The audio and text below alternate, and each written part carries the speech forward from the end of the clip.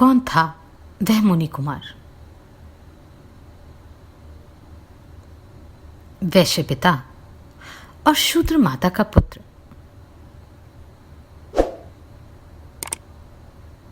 जिसका राजा दशरथ ने वध कर दिया, या यूं कहें अनजाने में जिसका राजा दशरथ से वध हो गया।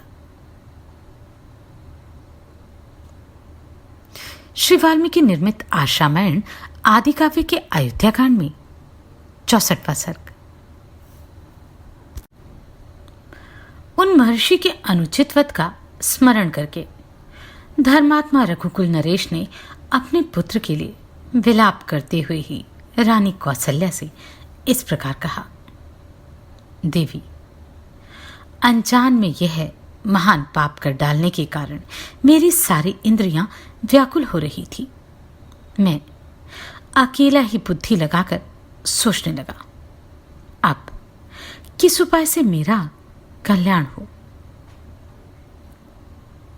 तदनंतर उस घड़े को उठाकर मैंने सरयू के उत्तम जल से भरा और उसे लेकर मुनि कुमार के बताए हुए मार्ग से उनके आश्रम पर गया।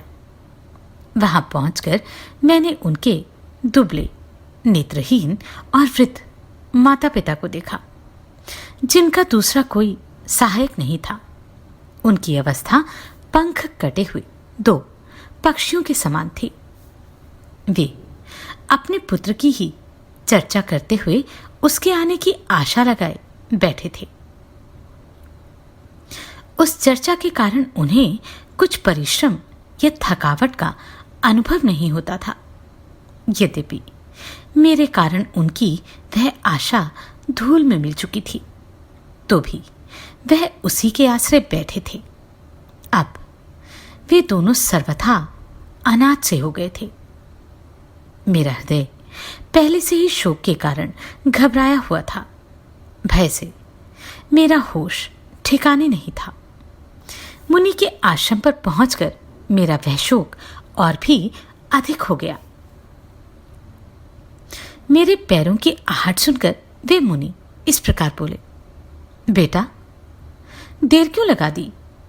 शीघ्र पानी ले आओ। तात, जिस कारण तुमने बड़ी देर तक जल में क्रीड़ा की, उसी कारण को लेकर तुम्हारी ये माता तुम्हारे लिए उत्कंठित हो गई। अतः शीघ्र ही आश्रम के भीतर प्रवेश करो।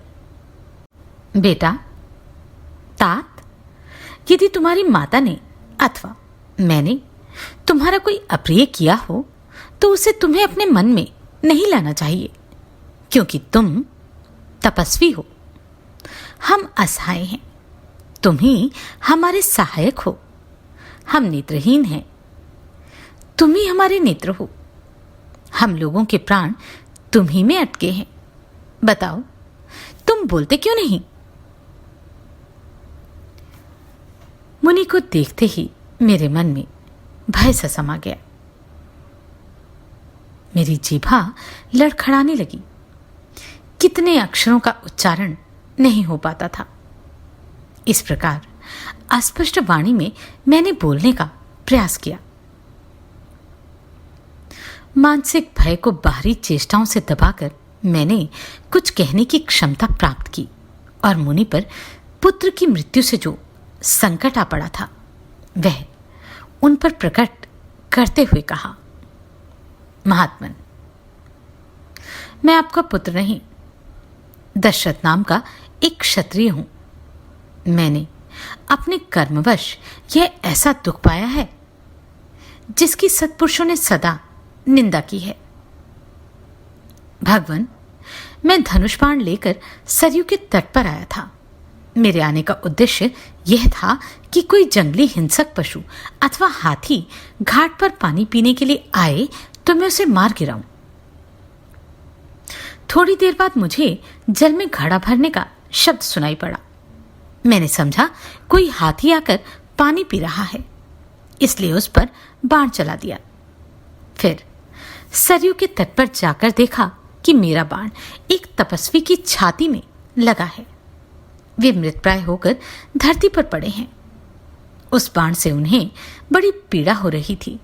अतः उस समय उन्हीं के कहने से मैंने सहसा वह बाण उनके मर्मस्थान से निकाल दिया। बाण निकालने के साथ ही वे तत्काल स्वर्ग सिधार गए।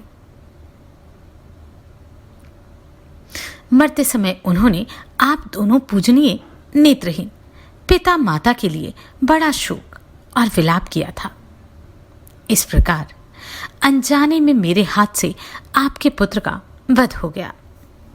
ऐसी अवस्था में मेरे प्रति जो श्राप या अनुग्रह शेष हो, उसे देने के लिए आप महर्षि मुझ पर प्रसन्न हो। मैंने अपने मुंह से अपना पाप प्रकट कर दिया था, इसलिए मेरी क्रूरता से भरी हुई यह बात सुनकर भी वे पूज्यपात महर्षि मुझे कठोर दंड, भस्म हो जाने का शाप नहीं दे सके। उनके मुख पर आंसुओं की धारा बह चली और वे शोक से मूर्छित होकर दीर्घ निश्वास लेने लगे। मैं हाथ जोड़े उनके सामने खड़ा था। उस समय उन महातेजस्वी मुनि ने मुझसे कहा, राजन, यदि यह अपना पाप कर्म तुम स्वयं आकर न बताते तो शीघ्र ही तुम्हारे मस्तक के सैकड़ों हजारों टुकड़े हो जाते। नरेश्वर, यदि क्षत्रिय जानबूझकर विशेषतः किसी वानप्रस्थी का वध कर डाले तो वह वज्रधारी इंद्र ही क्यों ना हो, उसे अपने स्थान से भ्रष्ट कर देता है। तपस्या में लगे हुए वैसे ब्रह्मवादी मुनि पर जानबूझकर शस्त्र का प्रहार करने वाले पुरुष के मस्तक के 60 टुकड़े हो जाते हैं।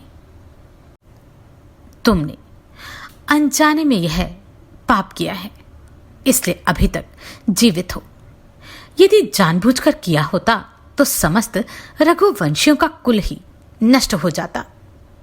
अकेले तुम्हारी तो बात ही क्या है।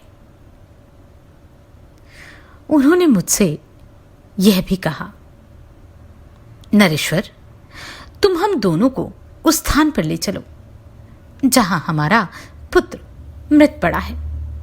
इस समय हम उसे देखना चाहते हैं। यह हमारे लिए उसका अंतिम दर्शन होगा। तब मैं अकेला ही अत्यंत दुख में पड़े हुए उन दंपत्ति को उस स्थान पर ले गया जहां उनका पुत्र काल के अधीन होकर पृथ्वी पर अचेत पड़ा था। उसके सारे अंग लहू से लथपथ हो गए। मृगचर्म और वस्त्र बिखरे पड़े थे। मैंने पत्नी सहित मुनि को उनके पुत्र के शरीर का स्पर्श कराया।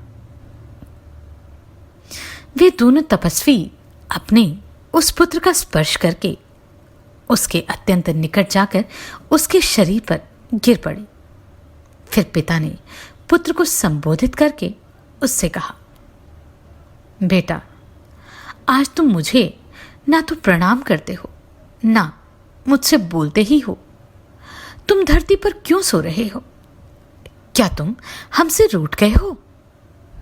बेटा, यदि मैं तुम्हारा प्रिय नहीं हूं तो तुम अपनी इस धर्मात्मा माता की ओर तो देखो।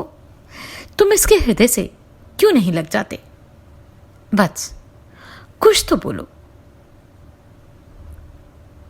अब पिछली रात में मधुर स्वर से शास्त्र या पुराणादि अन्य किसी ग्रंथ का विशेष रूप से स्वाध्याय करते हुए किसके मुंह से मैं मनोरम शास्त्र चर्चा सुना करूंगा।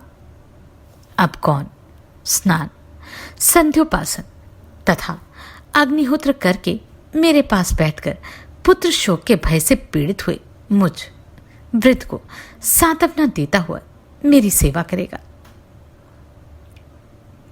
अब कौन ऐसा है जो कंद, मूल और फल लाकर मुझ अकर्मण्य अन्न संग्रह से रहित और अनाथ को प्रिय अतिथि की भांति भोजन कराएगा? बेटा, तुम्हारी ये तपस्विनी माता नेत्रहीन, वृद्ध, दीन तथा पुत्र के लिए उत्कंठित रहने वाली है। मैं स्वयं नेत्रहीन होकर इसका भरण पोषण कैसे करूंगा? पुत्र, ठहरो। आज यमराज के घर ना जाओ, कल मेरे और अपनी माता के साथ चलना। हम दोनों शोक से आर्त, अनाथ और दीन हैं। तुम्हारे न रहने पर हम शीघ्र ही यमलोक की राह लेंगे। तदनंतर सूर्यपुत्र यमराज का दर्शन करके मैं उनसे यह बात कहूंगा, धर्मराज, मेरे अपराध को क्षमा करें और मेरे पुत्र को छोड़ दें, जिससे ये अपने माता पिता का भरण पोषण कर सके। ये धर्मात्मा है, महायशस्वी लोकपाल है। मुझ जैसे अनाथ को वह एक बार अभयदान दे सकते हैं। बेटा, तुम निष्पाप हो, किंतु एक पापकर्मा क्षत्रिय ने तुम्हारा वध किया है। इस कारण मेरे सत्य के प्रभाव से तुम शीघ्र ही उन लोकों में जाओ जो अस्त्रयोधी शूरवीरों को प्राप्त होते हैं। बेटा, युद्ध में पीठ न दिखाने वाले शूरवीर सम्मुख युद्ध में मारे जाने पर जिस गति को प्राप्त होते हैं, उसी उत्तम गति को तुम भी जाओ। वत्स, राजा सगर, शैब्य, दिलीप, जन्मेजय, नहुष और धुंधुमार जिस गति को प्राप्त हुए, वही तुम्हें भी मिले। स्वाध्याय और तपस्या से समस्त प्राणियों के आश्रयभूत जिस परब्रह्म की प्राप्ति होती है, वही तुम्हें भी प्राप्त हो। वत्स, भूमिदाता अग्निहोत्री, एक पत्नी व्रती, 1000 गौं का दान करने वाले, गुरु की सेवा करने वाले तथा महाप्रस्थान आदि के द्वारा देह त्याग करने वाले पुरुष को जो गति मिलती है, वही तुम्हें भी प्राप्त हो।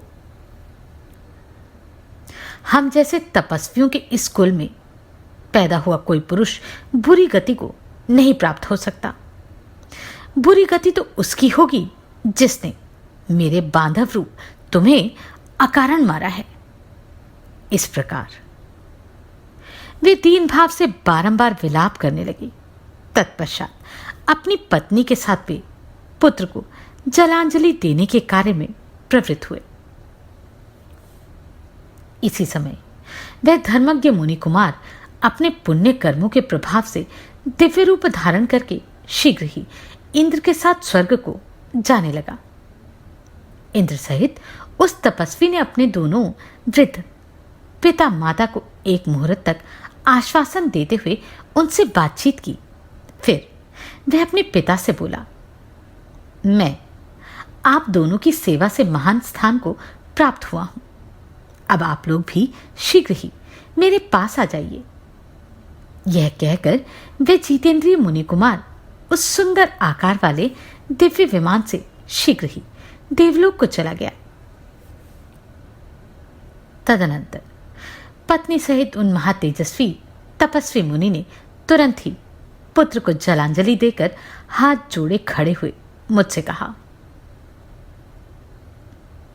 राजन, तुम आज ही मुझे भी मार डालो। अब मरने में मुझे कष्ट नहीं होगा। मेरा एक ही पुत्र था जिसे तुमने अपने बाण का निशाना बनाया और मुझे पुत्रहीन कर दिया।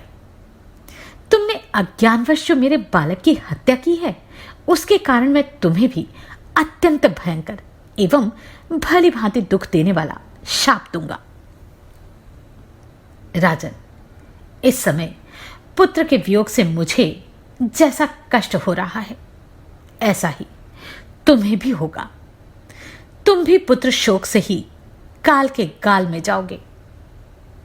नरेश्वर, क्षत्रिय होकर अनजाने में तुमने वैश्य जातीय मुनि का वध किया, इसलिए शीघ्र ही तुम्हें ब्रह्महत्या का पाप तो नहीं लगेगा। तथापि जल्दी ही तुम्हें भी ऐसी ही भयानक और प्राण लेने वाली अवस्था प्राप्त होगी। ठीक उसी तरह जैसे दक्षिणा देने वाले दाता को उसके अनुरूप फल प्राप्त होता है, इस प्रकार मुझे शाप देकर वे बहुत देर तक करुणाजनक विलाप करते रहे। फिर दोनों पति पत्नी अपने शरीर को जलती हुई चिता में डालकर स्वर्ग को चले गए। देवी, इस प्रकार बाल स्वभाव के कारण मैंने पहले शब्द बेदी बाण मारकर और फिर उस मुनि के शरीर से बाण को खींचकर जो उनका बदरूपी पाप किया था, वह आज इस पुत्र वियोग की चिंता में पड़े हुए मुझे स्वयं ही स्मरण हो आया है। देवी, अपथ्य वस्तुओं के साथ अन्न रस ग्रहण कर लेने पर जैसे शरीर में रोग उत्पन्न हो जाता है, उसी प्रकार यह उस पाप कर्म का फल उपस्थित हुआ है। अतः कल्याणी, उन उदार महात्मा का शापरूपी वचन इस समय मेरे पास फल देने के लिए आ गया है। ऐसा कहकर वे भूपाल मृत्यु के भय से त्रस्त हो अपनी पत्नी से रोते हुए बोले, कौसल्य, अब मैं पुत्र शोक से अपने प्राणों का त्याग करूंगा। इस समय मैं तुम्हें अपनी आंखों से देख नहीं पाता। तुम मेरा स्पर्श करो।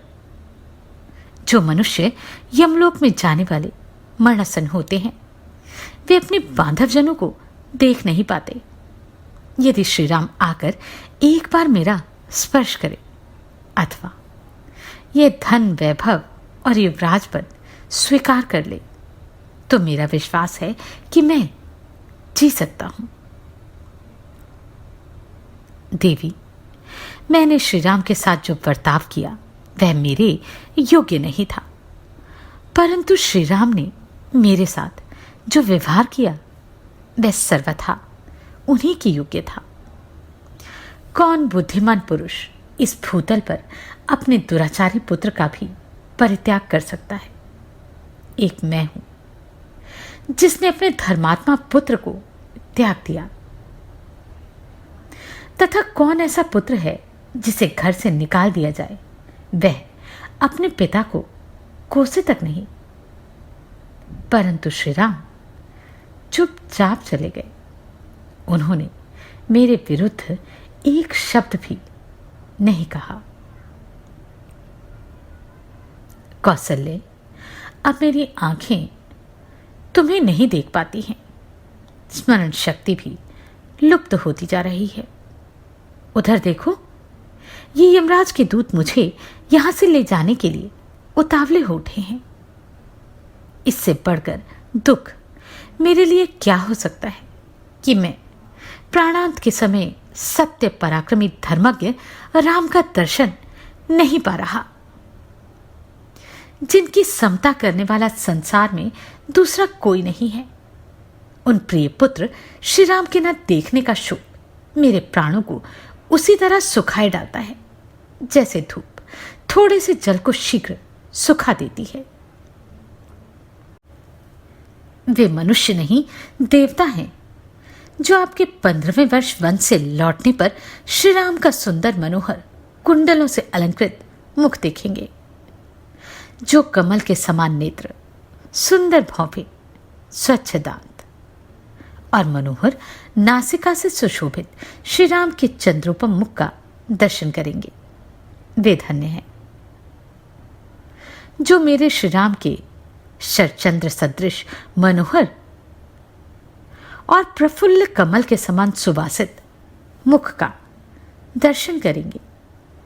वे धन्य हैं जैसे मूर्ता आदि अवस्थाओं को त्याग कर अपने उच्च मार्ग में स्थित शुक्र का दर्शन करके लोग सुखी होते हैं। उसी प्रकार वनवास की अवधि समाप्त करके पुनः अयोध्या में लौटकर आए हुए श्री राम को जो देख पाएंगे, वे ही सुखी होंगे।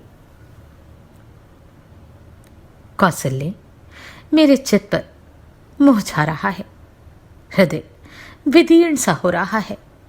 इंद्रियों से संयोग होने पर भी मुझे शब्द, स्पर्श और रसादि विषयों का अनुभव नहीं हो रहा। जैसे तेल समाप्त हो जाने पर दीपक की अरुण प्रभा विलीन हो जाती है, उसी प्रकार चेतना के नष्ट होने से मेरी सारी इंद्रियां ही नष्ट हो चली हैं। जिस प्रकार नदी का वेग अपने ही किनारे को काट गिराता है, उसी प्रकार मेरा अपना ही उत्पन्न किया हुआ शोक मुझे वेग पूर्वक अनाथ और अचेत किए दे रहा है। हाँ महाबाहु रघुनंदन, हाँ मेरे कष्टों को दूर करने वाले श्री राम, हाँ पिता के प्रिय पुत्र, हाँ मेरे नाथ, हाँ मेरे पुत्र, तुम कहां चले गए? हाँ कौशल्य, अब मुझे कुछ दिखाई नहीं देता। हाँ तपस्विनी सुमित्रे, अब मैं इस लोक से जा रहा हूं। हाँ मेरे शत्रु, क्रूर, कुलांगार कैकेयी, तेरी कुटिल इच्छा पूरी हुई। इस प्रकार श्री राम माता कौशल्या और सुमित्रा के निकट शोकपूर्ण विलाप करते हुए राजा दशरथ के जीवन का अंत हो गया। अपने प्रिय पुत्र के वनवास से शोकाकुल हुए राजा दशरथ इस प्रकार दीनतापूर्ण वचन कहते हुए अर्धरात्रि बीतते बीतते अत्यंत दुख से पीड़ित हो अपने प्राणों को त्याग चले गए। इस प्रकार श्री वाल्मीकि निर्मित आश्रामण आदि काव्य के अयोध्या कांड में 64वां सर्ग पूरा हुआ। जानते हैं आगे क्या हुआ अगले अध्याय में। नमस्कार, मैं आभा शर्मा जाबाज। अगर आपको ये प्रश्न सराहनीय लगे तो आप कंट्रीब्यूट कर सकते हैं।